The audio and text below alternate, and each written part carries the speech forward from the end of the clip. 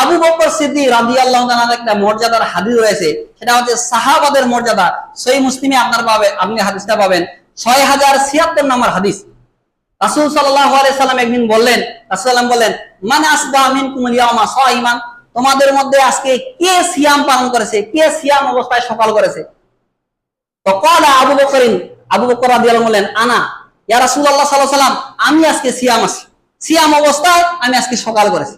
এরপর আবার রাসূল সাল্লাল্লাহু আলাইহি সাল্লাম বলেন, ফামান তাবিয়া মিনকুমুল ইয়াওমা জানাজাতান, আজকে তোমাদের মধ্যে কোন ব্যক্তি একটা জানাজার অংশগ্রহণ করেছে? এটা জানাজার অনুসরণ করেছে কে? আবু বকর সিদ্দিক আবার বললেন, আনা ইয়া রাসূলুল্লাহ, আমি আজকে অংশগ্রহণ করেছি। কেউ সবাই চুপচাপ। দেখেন আবু বকর বলছেন, আনা, আমি আজকে করেছি।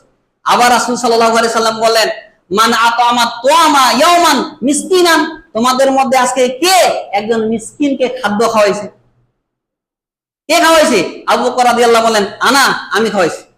আবার রাসূলুল্লাহ সাল্লাল্লাহু আলাইহি সাল্লাম বলেন যে ফামান দা মিনকুল ইয়াওমা মারিদান, তোমাদের মধ্যে আজকে কে একজন রোগীর সেবা শুশ্রূষা করেছে বা রোগীকে দেখতে গিয়েছে? ক্বালা আবু বকরিন, আনা, আবু বকর রাদিয়াল্লাহু বলেন, আল্লাহ রাসূল সাল্লাল্লাহু আলাইহি সাল্লাম, আমি আজকে এই কাজটা করেছি। দেখেন চারটা কাজ। এক নম্বরে আল্লাহ রাসূল সাল্লাল্লাহু আলাইহি সাল্লাম বললেন যে কে আজকে তোমাদের মধ্যে সিয়াম অবস্থায় সকাল করেছে। দ্বিতীয় রাসূলুল্লাহ বললেন, কে আজকে জানাজায় অংশগ্রহণ করেছে। তৃতীয় রাসূলুল্লাহ বলেন যে কে তোমাদের আজকে মিসকিনদেরকে খাদ্য খাইছে। এরপরে রাসূল সাল্লাল্লাহু আলাইহি বলেন যে কে আজকে একজন রোগীকে দেখতে গেছে বা তার সেবা করতে গেছে। চারটা কাজে আল্লাহ রাসূল সাল্লাল্লাহু আলাইহি সাল্লাম বললেন, আবু বকর বললেন যে আমি করেছি। দেখেন এখন কি বলছে রাসূল সাল্লাল্লাহু আলাইহি সাল্লাম, ওয়াকালা রাসূলুল্লাহ সাল্লাল্লাহু আলাইহি সাল্লাম, রাসূল সাল্লাল্লাহু আলাইহি সাল্লাম বলেন, মা ইস্তামানা ফি ইমরিন ইল্লা দাখালাল জান্নাহ, যে ব্যক্তি এই চারটা কাজকে জমা করে নিয়েছে, রাসূল সাল্লাল্লাহু আলাইহি সাল্লাম বলেন, ইল্লা দাখালাল জান্নাহ, এই ব্যক্তি জান্নাতে প্রবেশ করবে। সুবহানাল্লাহ। তাহলে সম্মানিত বসে দেখেন কতটা গুরুত্বপূর্ণ একটা হাদিস। রাসূলুল্লাহ বলেন যে এই চারটা কাজ যার মধ্যে থাকবে, যে ব্যক্তি জমা করে নেবে, রাসূল সাল্লাল্লাহু আলাইহি সাল্লাম বলেন, ইল্লা দাখালাল জান্নাহ, ওই ব্যক্তি জান্নাতে প্রবেশ করবে। তাহলে এই চারটা কাজ আপনি আপনার মধ্যে করার চেষ্টা করেন, মিসকিনদেরকে খাদ্য খাওয়ান। যে কথা বলতেছিলাম সম্মানিত উপস্থিতি, দেখেন যে অত্যন্ত গুরুত্বপূর্ণ আমল। কিন্তু আমরা বর্তমান সময় দেখেন মিসকিনদেরকে খাদ্য খাওয়াই না, বাসায় ধরে ধরে নিয়ে দেন। একটা সময় দেখেন মসজিদে মুসাফিররা আসতো, বিভিন্ন সময় এসে বাসা থেকে মানুষেরা খাদ্য খাওয়াতো। আপনার বাপ দাদা এটা আমল ছিল, কিন্তু বর্তমান সময় এগুলা নাই।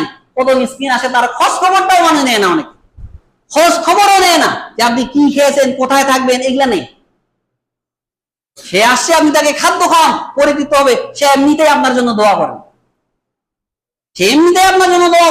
এই কারণে এই কাজগুলো করার থাকবে। একটা সময় দেখবেন যে আগে আমি দেখতাম যে দাদা নানা বাসায়, এদের বাসায় কি ছিল, ওই বৈঠকখানা ছিল। বৈঠকখানা জানেন, এটা আলাদা রুম, মানে অর্থাৎ বাড়ির সাথে কোনো সম্পর্ক নেই, একেবারে বাইরে। ওই জায়গায় মুসাফির আসে, বাইরে থেকে যারা আসে ওই জায়গায় তারা থাকে। আর আপনার বাবা, আপনার দাদা তাদেরকে নিজেই খাদ্য খাওয়ায়। ওই জায়গায় তারা থাকতো 2 দিন 4 দিন, যতদিন তাদের সুবিধা থেকে, তারপরে তারা চলে যাইত। কিন্তু বর্তমান সময় এগুলা নেই। এই কারণে এগুলা রাখা উচিত। আপনি একটা বৈঠকখানা বা মুসাফিরখানা আপনার জায়গায় তৈরি করে দেন। এটা তো সাদকাতুন জারিয়া, হাদিসে আছে না, এটা সাদকাতুন জারিয়া। যে একদিন আপনি কি করলেন, একটা মুসাফিরখানা তৈরি করে দেন। যতদিন আপনি বাঁচে থাকবেন নেকি তো পাবেন। আপনি মারা যাওয়ার পরে সাদকাতুন জারিয়া হিসাবে আপনার কবরে আমার যাইতেই থাকবে, নেকি যাইতেই থাকবে। সুবহানাল্লাহ। আপনি এই কারণে এই কাজগুলো করবেন, আপনার সন্তানকে ওসিয়ত করবেন, সে আবার তার সন্তানকে ওসিয়ত করবে। এই কারণে জায়গা যদি থাকে, বাড়িটাকে প্রশস্ত করেন, বড় করেন, জায়গা করেন। রাসূল সাল্লাল্লাহু আলাইহি সাল্লাম বলেছিলেন যে 4 ব্যক্তির 4 শ্রেণীর, 4টা যার মধ্যে কাজ রয়েছে, ওই ব্যক্তি হচ্ছে সৌভাগ্য। এক, বাইতুল ওয়াসি, যার বাড়িটা প্রশস্ত, যার বাড়িটা কি অনেক বড়। আর যার বাড়ি সংকীর্ণ, ছোট বাড়ি, শুধু কয়েকজন মিলে থাকে, এ হচ্ছে দুর্ভাগ্য হওয়ার লক্ষণ। সৌভাগ্যবান হওয়ার লক্ষণ যেটা আল্লাহ সাল্লাল্লাহু আলাইহি ওয়াসাল্লাম বলেন, সেটা হচ্ছে বাইতুল ওয়াসি, প্রশস্ত বাড়ি।